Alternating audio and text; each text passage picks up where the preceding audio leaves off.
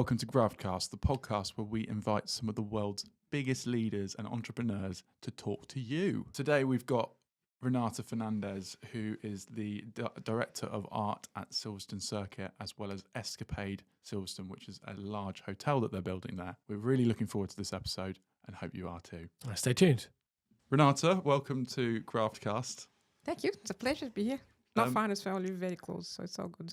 Brilliant. Were you always entrepreneurial? I would say so.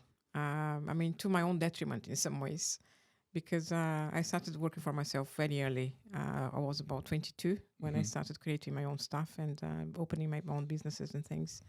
So I've worked for other people and worked full time, but I've always wanted to do something for myself, basically. Yeah.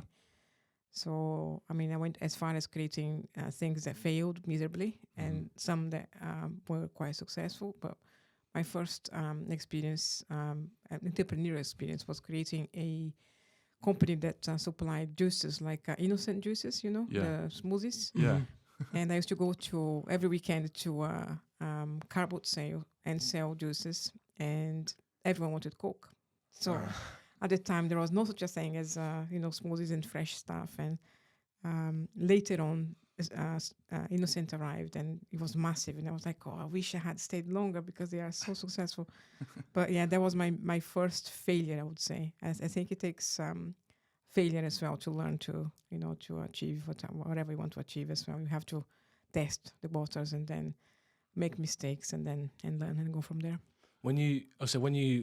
Obviously they'll say you win or you learn, which is important. So like from your steps after that, what did you try and improve on? For example, like do you know what you did wrong? Besides obviously juice being not as popular as Coke and things. Yes. From your next steps going forward, did you know what you wanted to change? Yeah, it's actually one of the things that I've learned, and it's taken a few failures to actually learn properly. And it's something that I advise to everyone, is to rely on other people, to not do everything yourself, which I think all of us entrepreneurs do in the beginning. We just take everything, and we are the marketeers, the salespeople, the web developers, the guilty. Everything, literally, the product developer, absolutely everything, consumer-facing events, and you just spread yourself too thinly. I think that you end up losing. You have to focus on what you do best, really, to be able to achieve, and really trust on the people that can do whatever they do better than you, to just get on with it, really. Not to be so controlling of the outcome of things. And that entrepreneurial spirit, did that come from a family member or a role model in your life? I think so, yes. My mother, who was my closest person pretty much growing up and until she passed away, she had her own school. She was the principal, but it was her own venture, her business venture, a private school. So I was raised, going to her school every day from very tiny age, such as months old. And she was just always working, always very focused on what she loved, which was her business. So I think I grew up with that, with the knowledge that a woman can be, can sustain herself, can achieve whatever they want. In her case, she was a single mother for a while as well, so she had 3 kids to look after. And it was, very strong, very strong-minded. Yeah. So I think I got that from her, thankfully. Very, very grateful. Brilliant. And so at what point did you move to the UK? That's a funny story as well there. I didn't really plan to stay here for a long time. I moved to the UK to study at Glasgow University. I did a short course there on medieval history and cultural civilization, which is a theme I just like. It wasn't really for me to never leave. So I came in, I did the course. I stopped earlier, so I didn't finish the course. And I was already working with hospitality, with other things, but mostly hospitality, and never left. So it's been now 24 years, almost 23 years that I've been here. A long time. Long time. I've been here longer than I've been back in Brazil. Yeah. So, really? yeah. Okay. So I'm more British in some ways, despite the accent and everything else. And even when you were studying, did you find that you were doing, because from your CV, I've studied your LinkedIn a little bit, and you're juggling a lot of different sort of directors and being directors and owning a few businesses here and there. Yeah. Has that always been the case sort of- Always. yeah. Always. Yeah. So what I've done, which also potentially something I would advise people not to do, is to do many adventures at once to see which one would kind of work. So they were all small, but so I want to open that, but also that and also that at the same time. And it just became a bit too much. Mm. So I had also a translation agency that I run online with quite a large network of translators and interpreters worldwide. And that actually was successful. That was the one that actually pushed me forward.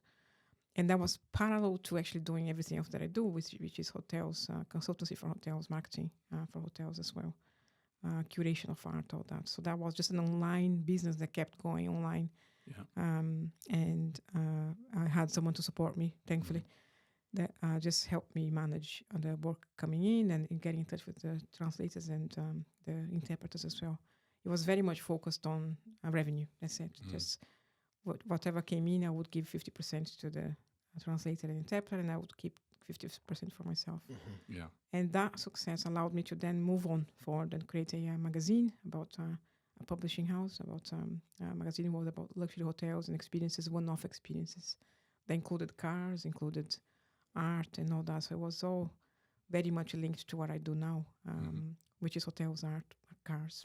All that together. Yeah, and sort of linking in with that, you've been described as the voice of art in motorsport. What do you think of that? Oh, that is actually quite kind, very kind. I think there are so many people out there that do a lot of amazing work within this sector, actually, and more than not just people, institutions and companies that are actually pushing art within motorsport and the automotive sector. But I do love it. I absolutely love it. It's a passion from since forever, really, automotive art in general. And I think maybe the event that I created and the activities or initiatives that I've created might have made people see me as one of the people that are pushing that, which is the case indeed. Yeah. It's quite a niche sort of area of art, I suppose. Was there anything that perhaps push you, or was there anything in your earlier life that pushed you towards motorsport in art, more motorsport? It's so bizarre because no one really in my family is like crazy about cars or anything like that. I come from Brazil, which is a country where Formula One is huge, really. We all love it. The same as football, or samba. No, the usual things that people can relate Brazil to. But it was just a love of machine. Really, I've always paid attention to cars outside, of the noise. I would, point at them and just tell my family, which one I like the most. But they were not really all that keen on them. So my mom, my dad is a professor. My mom is an educator. She had, she's not really attached to speed or to no interest really in cars in general. But my stepdad has a lot of interest in cars, likes cars in general. But so I think maybe I got a bit of that from him as well, just more interest because of his interest in cars too. But yeah, I think I'm the only one in the family that is really that keen to the point that it became my position, my job in a way. Yeah, my career. So you're running the sort of publishing house or the magazine. How does Silverstone come about? Or is that a bit further down the line? It's further down the line, yes. Yeah. Definitely further down the line. So the magazine was published for about 8 years. Yeah. And during that time, my network within the hospitality sector just grew because I was providing consultancy services to a lot of the hotels, which included art curation. And a lot of the people that I got in touch with and ended up becoming friends with within that sector were car people because we attract them, don't we? When we love cars, they just find you, I think. And some were car collectors, some ended up becoming a hotelier as well, and then wanted a bit more automotive art within their spaces. So it just kind of naturally became what I did. Like literally, it was quite an organic experience really to turn into what I do now. Silverstone came the way everything happened was I ran an event called Sleeping with Art, which started just after the lockdown, when I thought that my career in hospitality had gone because all the hotels had pretty much closed, right, for a long period of time. And personal friends that own hotels lost their properties, or they had to remortgage everything. It was a really tough time. So I went from having like 60 hotels that I was looking after to 0 Wow. within that period. And I thought, you know what, I'm going to have to come up with something that I can do beyond hospitality just in case it never recovers. And it's still suffering, to be honest with you, right now. It's still quite tough. So I came up with the idea of bringing art lovers and car lovers together into one single post-pandemic event. Like the first time people would meet each other after a long time being stuck at home. That was the plan. And my favorite pastime during that time was collecting artists on Instagram and Pinterest and all that. Just finding more and more interesting artists to potentially reach and then to invite to the event as well. So I already had quite a network of artists before, but then it became even more specialized into automotive during that period of time. Quite a lot of different artists just appeared in my life based on that very quiet period for everyone. So Silverstone, the founder of Escapade saw the event and then was invited to the event as well. And then they invited me to come on board on the Escapade project as an art director there, just to help them on the art side, which there was no plan really for art before, as a key element to the interior design scheme. Yeah. So when I came on board, it was more focused. Then it gave a lot more focus on the art display, on a new concept that was not there before. And what for people that don't know, obviously people that are watching might not know what Escapade is. Can you just explain what that is? Absolutely. So Escapade Silverstone, there are two elements. Escapade is a brand, it's a hospitality brand that develops hotels or that does property development in circuits or in areas where people that love cars and motorsport might benefit. And they found a location within Silverstone where they developed the first development, which is Escapade Silverstone. So the project is it's an £80 million hospitality project. It's composed of 60 buildings, which are residences. We call them residences, but they are actually hotel rooms. Anyone can stay overnight, can book, just like any other room. The rates are really good as well, because this is our first year. So we are trying to bring as many people as possible to decide to see what it's like and to come back. And we have a clubhouse, which is the key sort of the main building within the space, where we can accommodate entertainment. We've got a restaurant, we've got a wellness area, swimming pool, a rooftop bar. Very, very cool. It's quite a unique project, really. There is nothing quite like that anywhere else. It's being funded by private investors as well. So all the buildings have private owners, and they benefit from sales. So every time there is a sales for each of the residences, they get a yield from it, which is their investment. Mm-hmm. So it's quite a unique proposition. A lot of people think it's a timeshare. You can't make money with timeshare.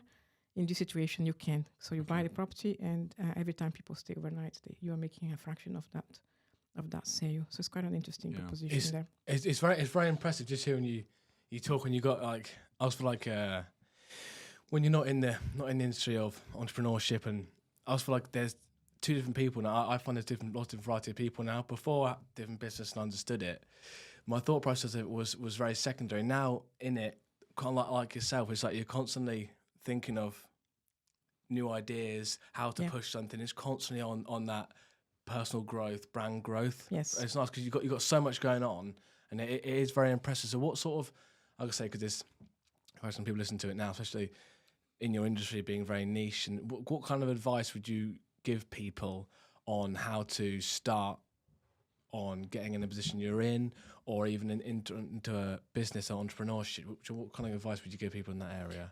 You know, the first and I think the most important thing is actually that you must love what you do, honestly. I've met so many people that are about money, and they start something that sounds great, and they end up just hating it, Even when they become successful, it's just not their thing. And they end up passing on, etc. You've got to love what you do. You really have to love and choose, that area that is your favorite thing. And unlike in the past where people would be afraid of competition, I think collaboration today is the key, absolutely key element to success. So much so that a lot of brands are now embracing competition, to work together on different campaigns. And the same for any industry, really. in our industry especially is I think is one of the main things. Through collaboration, you can then expand. Have a much larger network as well of consumers as well, potential buyers. So that's, I think, a lot of what I've done and where I am now is thanks to a lot of people that believed in the concept of and the things that I've done, and open space. Decided let's do it together and see what happens. And I still rely on it heavily. A lot of my work in the background is creating opportunity to collaborate between brands and artists, between creatives as well in the large brands, automotive brands, luxury brands, which is really cool. I mean, being part of the process and seeing the outcome at the end, it's very special. I think it's important because I think what you said was exactly right. I think like with when it comes to when you first start learning about business and everything else, everything feels like, and you get taught like competition. You kind of want to be, you don't want to talk to competition. You kind of like everything's against each other. But I think we're all out in our own race, and collaboration is so key. That's why I think networking is so good and supporting each other, because we all want the same goal. We all want to make money. We all want to build our business, build our brand, our network, and the best way to do that is helping each other. Yes, 100%. In fact, I find that people that are not helping each other or not collaborating, they are the ones who are slower in the process now. It's the opposite now than before.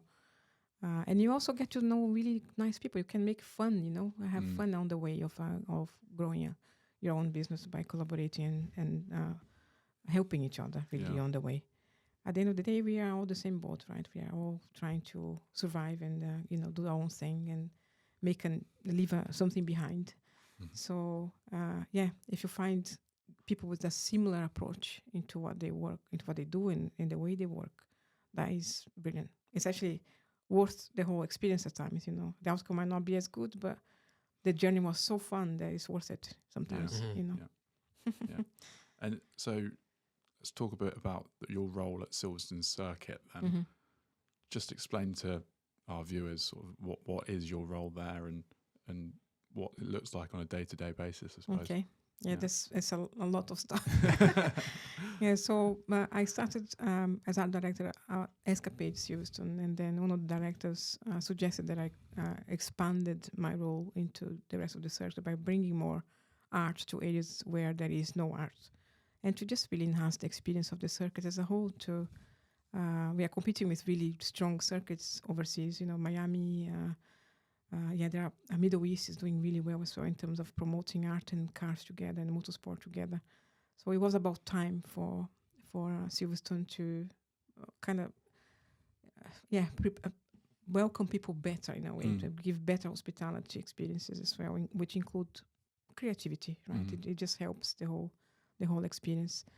So my day-to-day is pretty much being in touch with a lot of people. My emails are endless. And at any given moment, there are at least 40 artists creating works for the space, which is Escapade or the circuit itself. Being in touch with the brands, they are supporting them. So some of them are collaborations with brands. So a lot of back and forth work on the development of design and figuring out what else they need and when it's going to be delivered and all that logistics side of things for delivery of artworks. And then creating event opportunities as well. So if we have something cool that is coming, for example, an art car, then developing the event around the creation of an art car where people can come and experience and see it close by, and it gives a focus to the brand itself as well, so to support them on the marketing and PR side. There's a lot of logistics, I would say, a lot of it, a lot of planning back and forth, when he's going to deliver, when he leaves. The spreadsheets are enormous. Every single artist has, it's the name, the website, the contact details, the price, the weight, the dimensions, the deadline, when it's going to arrive, when it's going to leave, the storage, where it is, just a ton of information there. So it's quite full on. And do you have a team of people there that work within that section? I work ad hoc with people when I need them, which is another crazy thing as well. I've got someone that supports me now, which is an assistant, but up to very recently it was just me and just hiring like contract people, to support me outsource. But it helps a huge amount. It's becoming a bit bigger now, so I'm getting a bit more support now as well. Cool. What's what's your kind of, what's the next goal then? Because quite clearly you've had a lot of goals in your life and you've accomplished a lot. So from things that you've learned, so kind of what's next for that? Like what's the next 5-year plan for that? It's funny because most people, their goals are related to wealth, right? Mine is not at all. It's never been actually. Mine is just leaving something behind that changes slightly the course of history in whichever field I am involved in. So when it was hospitality, the magazine and the style of the magazine was very different at the time, was very unique. Then a lot of the magazines came after, they were similar in terms of style, coffee table books, etc. Now with Sleeping with Art was a brand new concept of an event that unites cars and art collectors and art and car collectors together within a hospitality venue. Then there is more appearing more and more since then. Events which I celebrate all of them because I think that's great that we are all working on this together as well, and they do the same thing. They bring together the same. My goal within the next 5 years would probably, if I can, if it's a goal. We never know if we can create that, but is to have Silverstone and the projects that we are involved in as very innovative concepts that leads to new things, basically, just as marks in history that when things change, and so a more colorful circuit and more colorful circuits in general, with Escapade moving to other circuits as well, potentially expanding this concept as well into other circuits too. Because has there always been an arts director at Silverstone? Has that always been? No. So are you the first to pretty be? Much. Okay. Yeah, pretty much. It's a new concept really in terms of the development. So it needed someone, I guess, for the art side for sure to manage all that. It's quite a lot. And motorsport and engineering and that sort of sport, it tends to be quite a male dominated industry. Very true. Have you found that difficult at all? Working not actually, no. I think because it's quite lucky actually, because the art sector there is a lot of women in the art sector, and I think that the link between art and motorsport allowed me to feel at home as a woman within that spectrum. I never found any difficulty, to be honest with you. There has been, in theory, being a foreigner, a woman, single by myself, but there are a lot of things against me in some ways. But I think with passion, and if you let your work speak for itself, that's it, really. You don't need to make a massive, don't need to shout out too much. If the work is good enough, it kind of, it reflects, the quality of who you are and what you do. And is there any advice that you would give to an aspiring female looking to get into sort of motorsport or art in motorsport at all? Yeah. Well, I actually have a few people that reach out regularly just to ask for stuff like advice or help or support on appearing somewhere for the first time or being in touch with someone from the sector for the first time. My advice is always quite blunt: be very bold, be very strong. Don't insist. Like don't offer something or send a project idea and just leave it there. Go back to it. Send another one. No, it's that be really ruthless in your plan of success. Don't be afraid of being turned down. Don't be afraid of not being accepted. Trust who you are and the quality of your work. And if people don't like, there will be people that will like. So find your niche. Don't let anyone stop you, basically. I think I was going to... Sorry to interrupt, mate. No, I was going to say what you said was what we said before, and it's very, very true. I think when you people are obsessive with wanting to please everyone and want to cater for everyone, but I said there's when it comes to business and a lot of things, there's enough money to go around, enough business to go around, and like you'll find a lot of people who we do a lot of networking and chat to a lot of different people, and we know we speak to some people and they're very much in the past when it comes to things, and they're trying to convince me how I'm wrong or how we're wrong.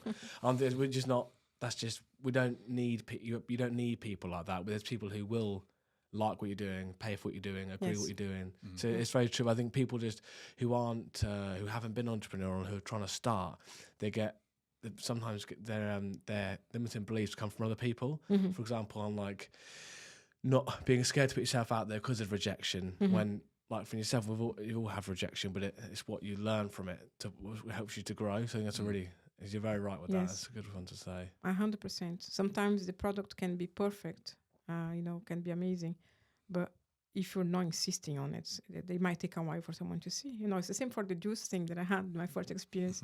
Had I stayed longer, maybe I would have been competing with innocent drinks. And it's the same everywhere. Sometimes it takes a while. You just have, if you trust and that's what you want, just stick to it, because at some point things turn. Things start to come your way. I think mine and Jack's philosophy is a bit like Nike. It's just do it, and that's with the container and everything that we've done so far, it's happened in the space of a year. And we've just done it. Amazing. So I think that's definitely one of our philosophies, isn't it? Well, that shows how entrepreneurial you guys are, because that's exactly what you do, right? You do some research before, some marketing research, etc. But you just do it. Building they will come. The movie. That's exactly that. It's like they always say that the best player. You have the best plans in the world, but without action, nothing happens. Yeah, and it is risky. You've got to be strong, right? There is always an investment, physical investment, of money that you have to put into anything that you create. So the magazine, for example, I funded magazine by myself entirely, not knowing if I would ever sell one. Just okay, if nothing sells, that's $100,000 there that just disappears. And the same for the event, which was after the pandemic. I thought, what if no one comes? I take a year to create this, and what if we sell no tickets because no one can be bothered coming? And it's you just put it out there and do your best to pass on your passion via marketing. Marketing is to reflect your passion, basically. So you've been in this country for 23 years, 24 now. And had multiple businesses in that time. And you say you're in marketing. How has marketing evolved in that time for you, digitally? In every way, how has it evolved? Well, it's quite funny actually, because I'm old enough to remember the world without any social media, right? Zero.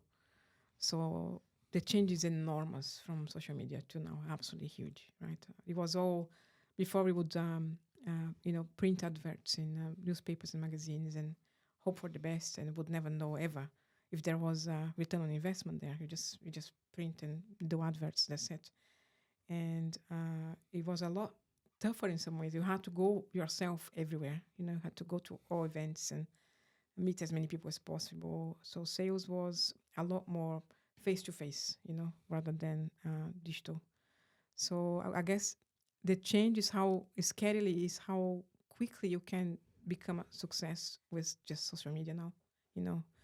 If you create a really good brand, and you can literally sell millions overnight if you have the right, the right concept. And if a celebrity shares that, that product, suddenly everyone is buying it, and you have to fulfill that huge amount of sales very quickly. So I would say, social media. I would say digital marketing in general actually has been the biggest change within my lifetime. Because you're quite prolific on social media yourself. I think that your Instagram. Always loved it. Yeah. I see things every day on there. Is there anything in particular on Instagram that you've really enjoyed working on, or any particular projects? So that's actually quite interesting, because I find Instagram has a good and a bad side, right? As everyone, I would think, would agree with that. It can be very detrimental to mental health. We just are constantly comparing ourselves to other people when we are on Instagram. But if you use it for good, if you use it for your own personal growth, and to find people that are similar to you, and to grow as a person, really, then it's really good. So a lot of amazing talent I found on Instagram, and I owe pretty much where I am now, a lot of it to Instagram, to actually finding the right people to bring to the event, for example, and then to Silverstone. I would not have found them otherwise. It would have been very hard to crawl the web via websites, trying to find the kind of artworks that I was looking for. And with a hashtag there, you just find, the right sculpture, the right link with a brand, etc. It's just so much easier to do that. Yeah. In terms of collaborations and activities that I really enjoyed doing, we had an art car that we created with Briggs Automotive by an artist I absolutely love, called Rene. and it was a stunning car. So we did a massive exercise online using Instagram and as well as the website to promote that art car and bring a lot of people to see it at the event as well when we unveiled it. That was a really cool one. We've done another art car with Ford, which was cool as well to do the collaboration. I love that actually. I loved when it's not just us or me creating something. It's several people, each one of them adding an element or a creative element to the outcome.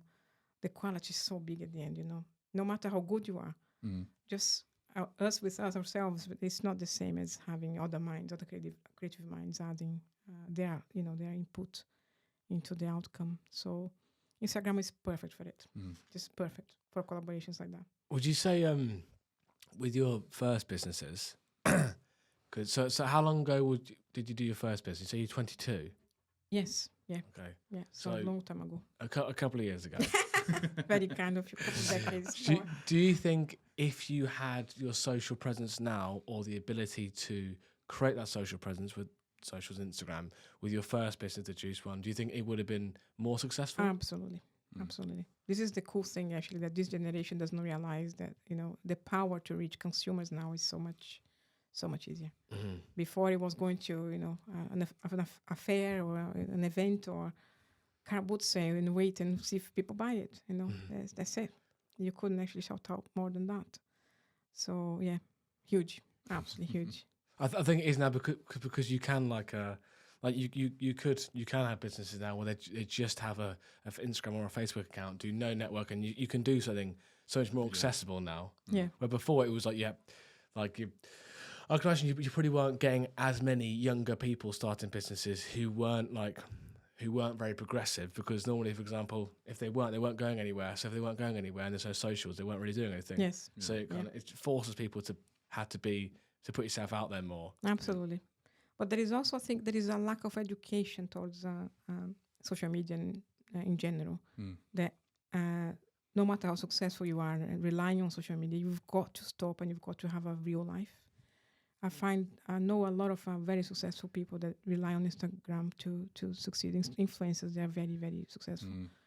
And their lives revolve around that. So although they sound, amazing and they're incredible at what they do online, their personal lives is really not. They are really struggling.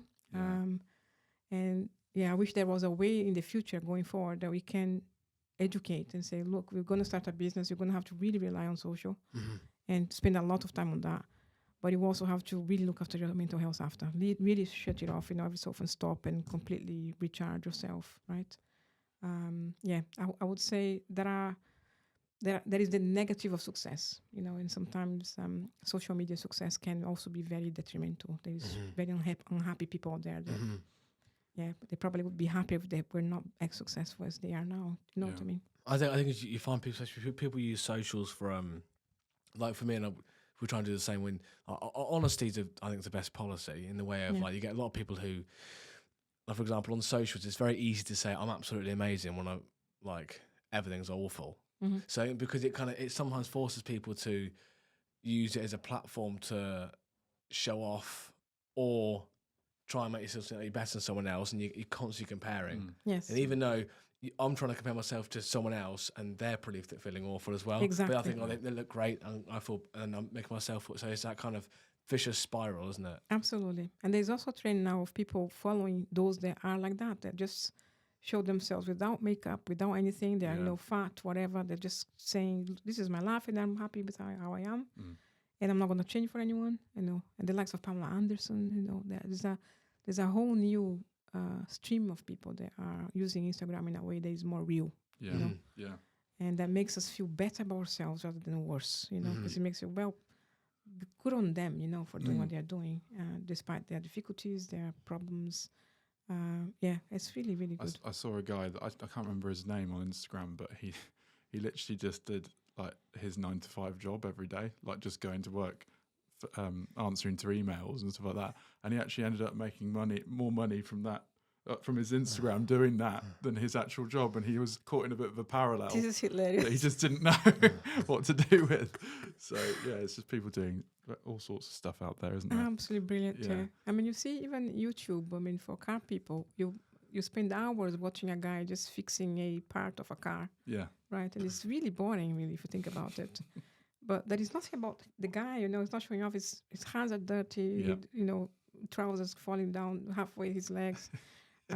So it's just really funny to see reality as it is on a day-to-day basis. We are getting tired, I think, of fake stuff, aren't we? Yeah, absolutely. Getting really tired.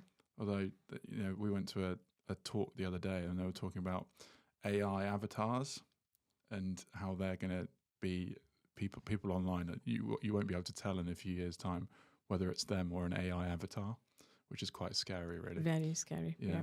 Very scary. I hope I'm not going to be part of Yeah. this. Literally, I'm going to be the person that's going to be knocking on their door, saying, I'm here, Yeah, touch my hands, exactly. nice to meet you, bring a coffee, have a coffee. Yeah. Because that's a shame, right? Because it's so nice to meet people face to face. So humans will suffer really in the future. I think if we miss out on that. I think 'cause some people they want there's a difference between some things like that. It can be detrimental because the whole point you buy and sell and you create relationships with people off if you connect to them, and if it's like know and trust, like no and trust, if you can't connect or trust with someone, you're not really going to buy from them, are you? Yes. So it's that kind of we actually are hurting ourselves because we don't want to do it in front of camera. We don't have the time when by not doing it, you're putting yourself in a more detrimental position. So true. Yeah. And if you think about it, you end up trusting more people that you meet face to face, right? So the relationship is longer and more lasting if you meet people, actually. Mm-hmm. If you make an effort to go all the way where they are. If it's online, there are so many people online that you just kind of forget them. That is not really so much it's not a deep connection, right? With online presence, really. So, yeah. Well, Renata, could you highlight a specific learning that you've had throughout your career that's really rings home for you? Learning. It's so tough because it takes different people to like or learn different things, right? So in my case, I invested everything into my career. That was like my focus from day one. So it kind of affected a little bit my personal life, like, finding a relationship or settling down and getting married, having kids and all that. But that was my passion, my career, my, creating a world that is in my head and transforming into reality. I would say for the large majority of people to maybe find a balance, not go full on to the point that, you end up not having much of a personal life at the end of it. I've gone through periods that I was just working all the time, proper workaholic, and it's not worth it. Basically, it's not worth it. So I'm now in a nice position now that I'm feeling more like I can have time for friends. I can, talk to my family more often. It's a lot better. I would say, so the mistake is maybe forgetting, your personal life when you are so obsessed with what you do, which is something that entrepreneurs do, right? We live and breathe about whatever we are doing at night, daytime, and we affect our partners, the people around us. Try to just chill, honestly. This, I would say, is nice, a personal one. It's not really a professional one. Because personal affects professional, right? So you have to be in a good frame of mind to deliver quality and to be successful as well.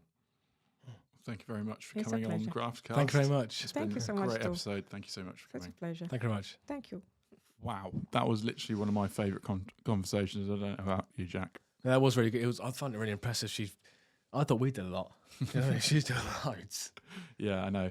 I think one of the main takeaways of that is that she really relies on the community around her, and she like the sort of collaborating with other artists, and no one's really a competitor to her. It's just a massive community that can help each other. And that's what that's what we always preach, but the importance of collaboration is key, isn't it? Yeah. And it is very refreshing to see someone in her position really. Yeah. Her main agenda is collaboration. Essentially, collaboration and growth, and the money comes next, isn't it? Yeah, absolutely. So it's nice to see someone in that position. That'd be their main focus, really. Yeah, it's brilliant. Join us again on next week's GraftCast.